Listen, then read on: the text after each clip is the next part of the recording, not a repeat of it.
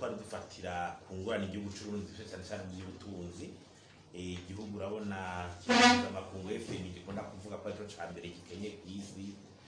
Umwimbu ku munyagihugu uri munsi y'amadolari amajana 3. Ubukene mu Burundi bukiri ku rugero rwa 70%. Ugatusanga ni igihugu kibeshwaho n'imfashanyo cyane NDP dépendant de public développement. Basanga turi igihugu ca mbere gishorera ibintu bike hanze. Au pays qui exporte le moins au monde. Gushorera ibintu hanze. Ukaraba ingene mu 60 twari miliyoni 2. Mu 2022 ni miliyoni 12 uba z'abarundi. Muri mu 2050 banakushaka kwa twarashitse miliyoni 25.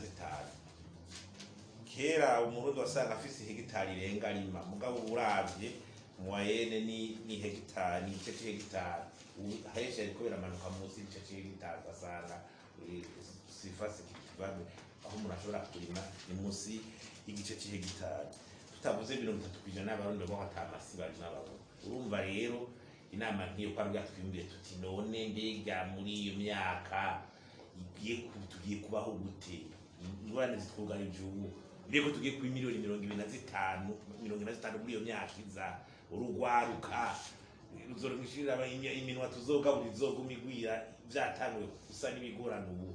Iyo nama rero yari nka espoir ko n'umukuru w'aravuze ati twifuza ko igihugu c'u Burundi cyo bari igihugu pays émergent mu 2040 yariyo cyo civuko pays émergent d'ici 2040. Igihugu kiri emergent rero kuvuga ni igihugu kiba cavuye mu bukene waba uri munsi ya 50 mbere kwijana. PIB par rapport ko turavuga ibimaze kuri igihumbi iri hejuru. Igisi igihugu kiba gikirondera ibintu by'imfashanyo. Igihugu kiba gishobora gukora ibigambi iterambere ama infrastructure meza aboneka. Nta by'ubukene canke abantu baradafunga ibyo byamaze kuvaho. Inzara shaka kudafungura byaramaze kuba umugani.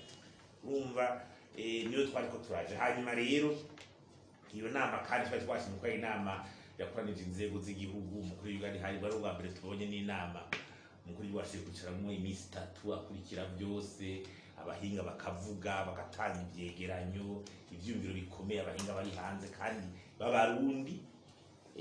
Hanyuma rero urumva haravuze ibijanye n'uburimyi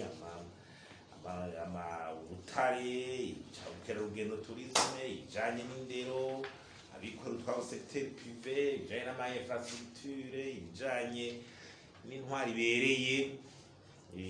Mugabo ibyo byose urabona yuko ataraho biragira. Hanyuma rero catutanga ni nuko bavuga yuko hacu haboneka icyo twita nka taboro recommandation tuzofatirako kandi hakaza haraba amanama kuba yabivuza amanama yo kuza turaraba kumwaka aho tugeze ho bwije kuba harakoranye n'izindi cyangwa zateguwe kugira turabo tugeze turavye umwaka wese. Urumva rero ibintu tuba tuti noneho nta gihugu gishobora gutera imbere mu bukene kitamaze kuba intumbero cyo bita une vision y'abantu bose bashobora kumva kugira ngo niyo bari kubaraje cyo kugurabona neza ko ari abantu mu Burundi batarashaka ibintu bihinduka burya sinzi yo tuzotinda ingene bizotinda babibumvira cyangwa ingene ingufu zo guhita ibintu tuzoboneka iyo zizova tutafata intumbero yuko turaje.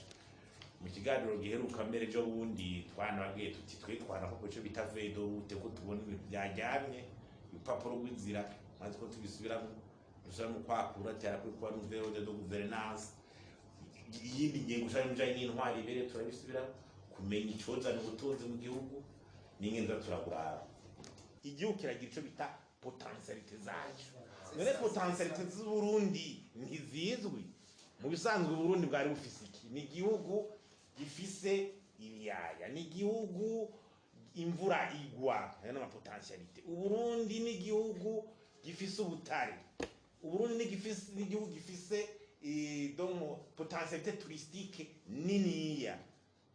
Uburundi ni igihugu uravyo kiri ouest ya Tanzania na est du Congo kishobora kuba plaque tournante kuri bihugu inkuze.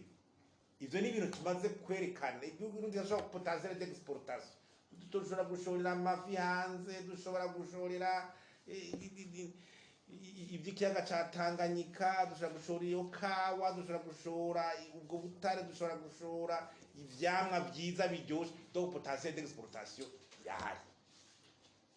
Ivyo rero nivyo byose turiko turavuga, irahari iyo potentiel irahari.